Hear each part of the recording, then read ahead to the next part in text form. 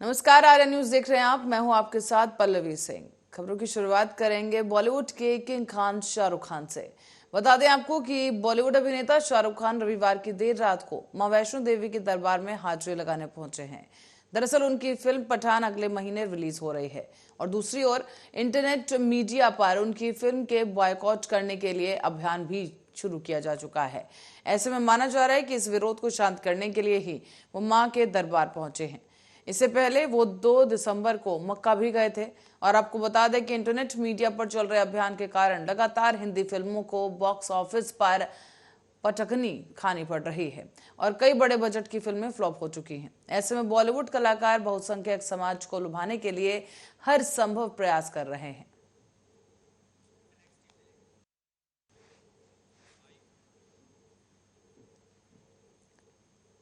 और रणवीर सिंह इन दिनों अपनी फिल्म सर्कस के प्रमोशन के लिए बिजी हैं और ऐसे में रिलीज की तैयारी को लेकर वो कुछ ज्यादा ही एनर्जी में नजर आ रहे हैं। इस फिल्म के प्रमोशन के लिए लगातार इवेंट्स में जा रहे हैं रणवीर और पूरी टीम। और इसी बीच रणवीर सिंह, रोहित शेट्टी और वरुण शर्मा ये तीनों अपनी फिल्म सर्कस को प्रमोट करने मलाड पहुंचे। ये आपको बता दें कि इसका आयोजन विधायक असलम शेख ने किया है। एंड 5th ईयर है, 5th एनिवर्सरी है और एक गैप के बाद मलाड मस्ती आ रहा है, तो मैं बहुत खुश हूँ कि इस बार मैं हिस्सा बन पाई। And thanks to Aslam ji, उनकी वजह से आज हम लोग यहाँ पे हैं। एंड हमेशा एक स्पेशल कॉज के लिए होता है, इस बार चाइल्ड अब्यूज के लिए है, तो मुझे बहुत अच्छा लग रहा है। इतनी पब्लिक है और कुछ लोग यहाँ सुबह 5:30 बजे से आए हैं। तो ये एनर्जी देख के वो एक अच्छे कॉज के लिए, वो भी संडे को सुबह सुबह, बहुत बड़ी। Because of my achievements or whatever, but because I was able to address such an enthusiastic crowd that we have back there. It's the most amazing crowd I've ever had in my life. I've been to a lot of events, but Malad Masti is on a different level. I think it's not only representing the enthusiasm of India, but I think it could just reach Asian level very soon. So yeah, my friend Shekhar is one of the organizers, and Aslam sir, I think he's doing incredible.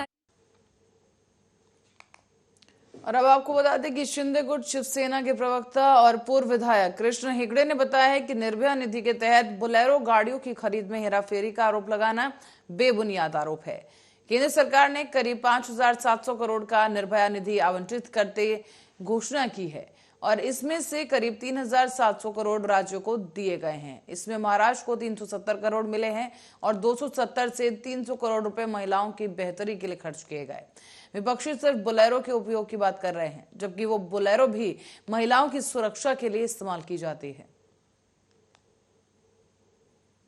विकास आघाड़ी के जो नेता है वो बिना तत्व और बिना आंकड़े के एलिगेशन लगाते हैं। केंद्र सरकार ने अब तक 5,700 करोड़ रुपया निर्भया फंड दी है। 3,700 करोड़ लगभग उसमें रिलीज हुई है। महाराष्ट्र के शेयर में लगभग 370 करोड़ रुपया है, जिसमें से 270 से 300 करोड़ रुपया निर्भया फंड जो महिलाओं के सुरक्षा के लिए गवर्नमेंट ने यूज़ किया है।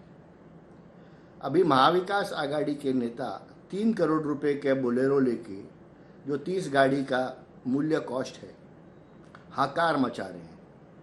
और ये 3 करोड़ रुपए का जो बोलेरो है वो भी कानूनी व्यवस्था के लिए काम पे लगाया गया है, जो महाविकास आघाड़ी के नेताओं ने ही बिगाड़ा है। पूरा आंकड़ा अगर आप देखें तो निर्भया फंड का ये 1% भी नहीं होता। महाविकास और हरिद्वार में अपने पिता के फर्जी एनकाउंटर के मामले में एक नन्हे बालक ने बालिग होकर कोर्ट का दरवाजा खटखटाया है। इस कोर्ट के आदेश पर अब वन दरोगा समेत कई लोगों के खिलाफ क्षेत्रीय सिटकुल थाना क्षेत्र में मुकदमा दर्ज किया गया। हरिद्वार में दरअसल 13 साल पहले सिटकुल थाना क्षेत्र के जंगलों में हुए फर्जी एनकाउंटर के मामले में आखिरकार कोर्ट ने राजाजी टाइगर रिजर्व के वन दारोगा आरक्षित समेत कई अज्ञात लोगों के खिलाफ मुकदमा दर्ज करने के आदेश दिए हैं। इसी के बाद सिटकुल थाना पुलिस ने सभी आरोपियों के खिलाफ संबंधित धाराओं में मुकदमा दर्ज कर इस मामले की जांच शुरू कर दी है। आरोप है कि अब से 13 साल पहले पूर्व वन कर्मियों ने फर्जी मुठभेड़ दिखाकर सुलेमान की हत्या की थी। सिटकुल पुलिस को मिली जानकारी के अनुसार गांव हजारा ग्रंट निवासी साकिब ने अपने अधिवक्ता अखलाक अहमद के माध्यम से कोर्ट में प्रार्थना पत्र देकर बताया कि 5 मई 2009 को उसके पिता सुलेमान को दोपहर 1 बजे धोलखंड पूर्वी रेंज चौकी सेंधल राजाजी राष्ट्रीय पार्क के वन दारोगा खिलपात सिंह और वन आरक्षी द्वारका प्रसाद पूछताछ के लिए अपने साथ लेकर गए थे। 2009 का है। वन रेंज में एक मुठभेड़ हुई थी, उसमें एक व्यक्ति की मृत्यु हो गई थी। चूँकि व्यक्ति की तो मृत्यु हो गई थी, उस दौरान उनका जो बालक था वो 8 साल का था। बालक नाबालिग होने के चलते उनके द्वारा उस समय कोई कार्रवाई नहीं की गई। अब चूँकि बालक बालिग हो गया, उनके द्वारा कोर्ट के माध्यम से अपने पिता को न्याय दिलाने के क्रम में एक मुकदमा पंजीकरण हेतु एक एप्लीकेशन डाली गई थी। उसी के क्रम में कोर्ट के आदेशानुसार अभियोग पंजीकृत करने के आदेश प्राप्त हुए हैं और सिडकुल थाना क्षेत्र में फिलहाल अभियोग पंजीकृत कर दिया गया है। 2009 का है। वन रेंज में एक और बुलंदशहर के कस्बा अहमदगढ़ में स्थित एक बाजार में उस समय अफरा तफरी मच गई जब दुकानदारों को जीएसटी टीम की गाड़ियों ने घेरा। और आपको बता दें कि गाड़ियों को जैसी बाजार की तरफ आते हुए की अफवाह किसी ने उड़ा दी, उसी बीच आनन फानन में व्यापारियों ने अपने प्रतिष्ठानों के शटर गिरा दिए हैं। इस दौरान कई दुकानें बंद कर दी गईं और ग्राहकों को काफी समस्याओं का सामना करना पड़ा है, क्योंकि बिना सामान खरीदे ही उन्हें घर वापस लौटना पड़ा। हालांकि छोटे दुकानदारों ने दुकानें बंद नहीं की थी। आज अहमदगढ़ में बड़ा ही बहका माहौल है। सभी दुकानदार अपनी दुकानों को बंद करके जा रहे हैं। अधिकारी अनावश्यक रूप से यहाँ दबाव बना रहे हैं, जो कि ज़्यादातर दुकानदारों पर जीएसटी नंबर भी है, लेकिन पता नहीं क्यों ऐसा माहौल बना हुआ है पूरे अहमदगढ़ के अंदर। सभी दुकानदार अपनी दुकान बंद कर रहे हैं, लेकिन अधिकारी लोग आए, पूरा व्यापार मंडल, हमारे अहमदगढ़ का पूरा व्यापार मंडल उनसे बात करना चाहता है और जो भी उनकी अगर कोई रिक्वायरमेंट है उनको सभी दुकानदार उन्हें फॉलो करेंगे। जो भी नियम बनाए हैं उन नियमों को फॉलो करेंगे, लेकिन पहले वो अधिकारी लोग सबसे आकर के बात करें। लेकिन हो क्या रहा है कि किसी भी दुकान में जाते हैं अनावश्यक रूप से दुकानदारों को धमकाया जाता है और भी कई प्रकार की उनको प्रताड़ना दे करके उनको डराया जाता है। आज अहमदगढ़ में बड़ा ही भैया देखिए, एक तो मैं देख रहा हूँ कई दिन अनावश्यक रूप से ऐसा हुआ है कि लोग दुकानों को बंद करके इधर उधर जो अफरा तफरी का माहौल बन जाता है, जो बिल्कुल गलत है। मैं सबसे पहले दुकानदारों से अपील करूंगा कि जिन लोगों ने अपने रजिस्ट्रेशन नहीं कराए हैं वो अपना रजिस्ट्रेशन करा लें, और यदि कोई अधिकारी आते हैं तो अपनी समस्या उन्हें बताएं। यदि नहीं सुनते हैं तो मैं आपके साथ। और अयोध्या जनपद में भरतकुंड नगर पंचायत के ग्राम सभा कैल के रहने वाले प्रदीप यादव के नगर पंचायत भरतकुंड अध्यक्ष पद का चुनाव लड़ने से एक हलचल पैदा हो गई है। ग्राम पंचायत कैल के मौजूदा प्रधान प्रदीप यादव एक युवा नेता होने के कारण इनकी चर्चाएं काफी ज्यादा होती रही हैं और मीडिया कर्मियों से मुखातिब होते हुए युवा भावी प्रत्याशी प्रदीप यादव ने कहा है कि जिस तरीके से मर्यादा पुरुषोत्तम भगवान श्री राम की नगरी का विकास और सुंदरीकरण और उसका कायाकल्प हो रहा है, उसी तरीके से मैं भी भारत की तपोस्थली भरतकुंड को विश्व स्थल पर एक अलग पहचान दिलाऊंगा। जो है जनता के बीच में जो है जाएंगे और मुझे पूरा भरोसा है कि जनता मुझे स्नेह आशीर्वाद जरूर देगी। इससे पहले भी मैं क्षेत्र में सक्रिय रहा हूं, लोगों के बीच में रहा हूं, तो जनता की सेवा भरपूर करूंगा। उनको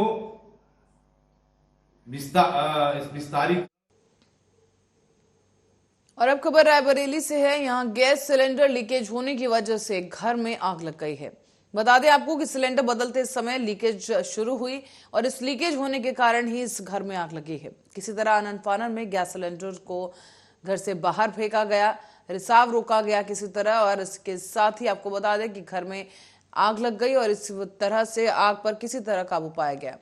वृद्ध महिला के दोनों पैर और हाथ बुरी तरह झुलस गए हैं, वो घायल हुई है और महिला को एम्बुलेंस की मदद से बचोवा सीएच लाया गया। यहां पर महिला को प्राथमिक उपचार देने के बाद जिला अस्पताल रेफर कर दिया गया है।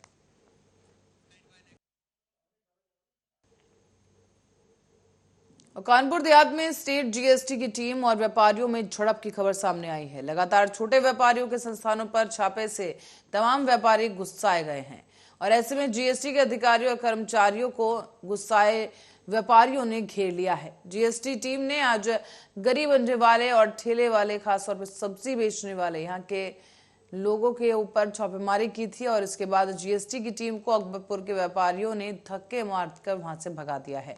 जीएसटी टीम के इस छापेमारी से व्यापारियों में काफी आक्रोश बढ़ा है। संस्थान बंद होने के चलते गुस्साए व्यापारी मारपीट पर आमादा हो गए हैं और बिना निर्धारित मानक के जीएसटी के अधिकारी यहां पर छापेमारी कर रहे हैं। बताया जा रहा है कि आरोप है कि बिना जानकारी के ही छापेमारी की जा रही है, जिससे जो व्यापारी हैं वो काफी परेशान हैं और व्यापारियों से राजस्व का नुकसान हो रहा है। दुकानें कई दिनों से बंद हैं। जिन व्यापारियों के यहाँ पर छापेमारी करनी है, कहा जा रहा है कि पहले उन्हें नोटिस दो, उसके बाद जांच करना और व्यापार मंडल के पदाधिकारियों को साथ लाना चाहिए। जनता में इतना भय व्याप्त कर दिया जीएसटी की छापेमारी की वजह से कि सारा व्यापारी आक्रोशित है और अपनी दुकानें बंद किए हुए। इनका कोई मानक नहीं है। ये जो मानक है तो उनको अवगत कराना चाहिए व्यापारियों को, किसके यहाँ छापा पड़ेगा, किसकी शिकायतें हैं।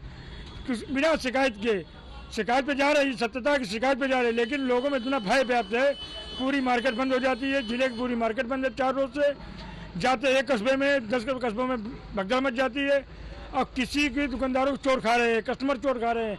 शटर गिराया जाता है, किसी छत में सर में लगता है, किसी पैर में लगता है। इनको अगर जाना है तो सूचित करके जाएं, डिवीजन को ले लें, व्यापार मंडल संगठन को ले लें, उसमें जन आक्रोश न हो। सारे व्यापारियों में जन आक्रोश है और राजस्व की भी हानि हो रही है। सत्यता ये है कि राजस्व की हानि, जब व्यापार में हो राजस्व की हानि होगी। जो चिन्हित हैं उनको डिवीजन कम से कम सूचना दे करके उनको बुला ले, उनको नोटिस दे, नोटिस जवाब ले। इसके बाद उनकी सूचना जो है उनको टैक्स का अधिग्रहण करें। ऐसा कुछ है नहीं, भगदड़ मच जाती है कि जीएसटी वाले आ गए, जीएसटी वाले आ गए। जैसा मतलब जिसे जन आक्रोश है, जिसे बहुत बड़ा कोई हुआ आ रहा हो, तो व्यापारियों को कहाँ लग संदेश दिया। ये माननीय मुख्यमंत्री जी से अपील है, इसको बंद कर करके। और अयोध्या से खबर है कि चुनाव की सरगर्मियां बढ़ चुकी हैं। वैसे ही कई पार्टियों के राजनीतिक दलों के प्रत्याशी भी टिकट पाने के चक्कर में जी तोड़ मेहनत कर रहे हैं। मीडिया कर्मी से मुखातिब होते हुए भावी चेयरमैन पद प्रत्याशी ने बताया है कि क्षेत्र की जनता के द्वारा अवसर दिए जाने पर नगर पंचायत भरतकुंड मदरसा से लेकर एक अंडर बाईपास बनाने की उनकी प्राथमिकता रहेगी और मर्यादा पुरुषोत्तम भगवान श्री राम की नगरी अयोध्या के बाद अब भारत की तपोस्थली नंदीग्राम भरतकुंड की पहचान भी विश्व स्तर पर आंकी जाएगी। उन्होंने बताया कि नगर पंचायत नंदीग्राम भरतकुंड को एक आदर्श नगर के रूप में विकसित किया जाएगा। भरतकुंड आने वाले श्रद्धालुओं के लिए अच्छे स्वास्थ्य और व्यवस्था की जाएगी, शुद्ध पेयजल होगा और साथ ही भरतकुंड को एक अच्छे पर्यटन के रूप में विकसित किया जाएगा। इस बार हमको मौका देती है और अपना प्रत्याशी भरतकुंड मदरसा नगर पंचायत से घोषित करती है, तो निश्चित रूप से जो हमारे टॉप के 2-3 चीज़ें हैं, जैसे अंडरपास बनाना मदरसा के अंदर, मदरसा से बाईपास निकालना, भरतकुंड को पर्यटन क्षेत्र के नक्शे पर अयोध्या के बाद नंबर 2 पे ले आना और नगर पंचायत का संपूर्ण विकास करना, अच्छी नालियाँ, अच्छी सड़कें देना, अच्छे वृक्ष लगवाना किनारों से। और नगर पंचायत भरतकुंड मदरसा एक आदर्श नगर पंचायत के रूप में प्रदेश में दिखाई देगा।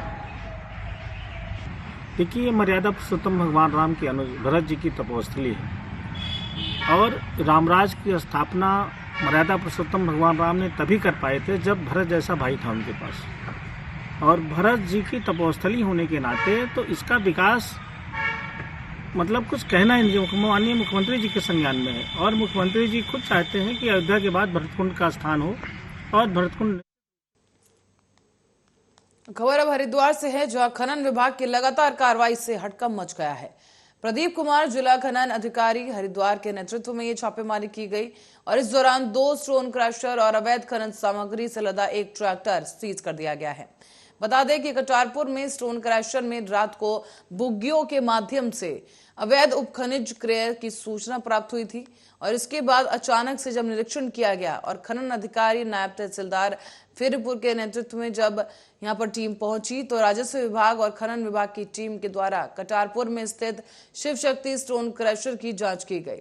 स्टोन क्रशर के ई रवाना पोर्टल पर और मौके पर जमा उपखनिज में कोई भिन्नता नहीं पाई गई, लेकिन मौके पर स्टोन क्रशर के गेट के अंदर दाहिनी ओर एक गड्ढा दिखाई दिया जो कि अवैध रूप से पाया गया है और इसके बाद स्टोन क्रशर के ई रवाना पोर्टल आईजी तत्काल ही बंद कर स्टोन क्रशर को सीज कर दिया गया है। इस मौके पर स्थित स्टोन क्रशर मुंशी को भी हिदायत दी गई कि अग्रिम आदेशों पर प्लांट के सभी कार्य स्थगित रहेंगे। अवैध खनन की शिकायतें प्राप्त होने पर आज कटारपुर में अवैध औचक निरीक्षण किया गया, जिसमें बुग्गियों द्वारा स्टोन क्रशरों में माल लाया जा रहा था, जिसके क्रम में हमारे द्वारा आज शिव शक्ति स्टोन क्रशर कटारपुर और श्री साईं स्टोन क्रशर को सीज कर दिया गया है। साथ ही मौके पर चलते चलते हमको एक ट्रैक्टर प्राप्त मिला था, जिसको ट्रैक्टर को सीज करके हमने साईं स्टोन क्रशर में खड़ा कर दिया है। अवैध खनन के खिलाफ प्रशासन की खनन विभाग की कार्रवाई लगातार जारी रही। और लखनऊ से खबर है कि दारू का सेवन कराकर असला चुराने और मारपीट करने वालों पर कार्रवाई की गई है। बताया जा रहा है कि 3 दोस्तों ने एक साथ पहले दारू का सेवन किया और उसके बाद असले पर हाथ साफ कर दिया। पुलिस ने इस मामले की गंभीरता को देखते हुए असले का लाइसेंस और असले को कब्जे में लिया है।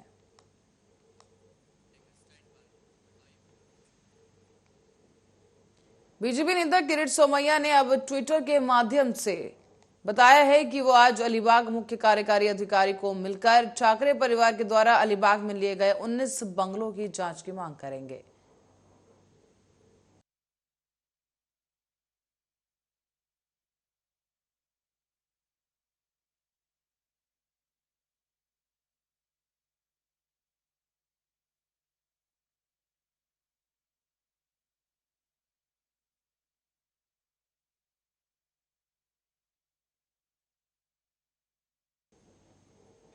और इस बीच हरिद्वार में खबर है कि शनिवार को चोरी हो गए एक बच्चे को 36 घंटे के अंदर ही बरामद कर लिया गया है और साथ ही इसकी बरामदगी के साथ नए तथ्यों का खुलासा हुआ। करीब 8 महीने के शिवांग का सौदा 2.5 लाख रुपए में किया गया था। पुलिस टीम ने अब एडवांस के तौर पर दिए गए 50,000 रुपए भी बरामद किए और इस मामले में पकड़े गए 7 अभियुक्तों में से 1 पुरुष और 6 महिलाएं बताई गई हैं। इनमें से 1 आशा और 1 आंगनबाड़ी कार्यकर्त्री भी थी। तो सूचना मिली थी 11 बजे लगभग कि एक 8 साल का बच्चा जो है गायब हो गया है।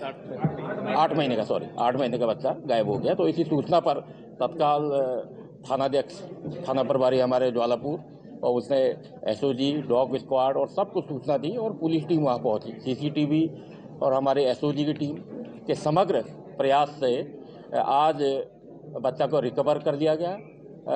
बाकी पूरी बात आपको डिटेल से बता दिया गया कि इसके पीछे कुछ लोग थे जो बच्चे को बेचने का काम कर रहे थे और बहुत अच्छा काम किया है पुलिस ने। सुधांशु सर का बहुत बहुत धन्यवाद। उनकी टीम ने पूरा अच्छा काम किया है, मैं उनका बहुत बहुत धन्यवाद करना चाहूँगी। जिन्होंने घटना को अंजाम देने के लिए क्या कहना चाहेंगे? इतना बड़ा बच्चा, उनके लिए भी बहुत बहुत धन्यवाद करना चाहूँगी। उन घटना जिन्होंने किया है जितना हो सके उतना, जिसके किसी के साथ ऐसा दोबारा ना कर सके वो सजा दीजिए। कैसे बच्चा चोरी कैसे? छत से चुराया जी, जिनने से छत पे ले गए अपनी छत पर उतर गए। किसने किया था? हमारे पड़ोसी। मैं तो बहुत खुशी की बात है कि जैसे पुलिस प्रशासन ने ऐसा काम किया है कि मैंने कभी ऐसा काम नहीं देखा पुलिस प्रशासन का उत्तराखंड में। जल्दी सर जी, हमने सोए तक नहीं, 1 मिनट बहुत भारी होता है, मैं दिन निकलना भी बहुत भारी हो रहा था सर जी। काम किया है ये सुधांशु सर जी है, जो इन्होंने दिन रात हमारे मेहनत करके बहुत अच्छा काम किया है। पत्रकार ने भी पूरी अच्छी मेहनत की है सर, ऐसी बात नहीं है। इस खबर के साथ ही फिलहाल के लिए बुलेटिन में इतना ही। आप बने रहे हमारे साथ, देखते रहे आर्या न्यूज।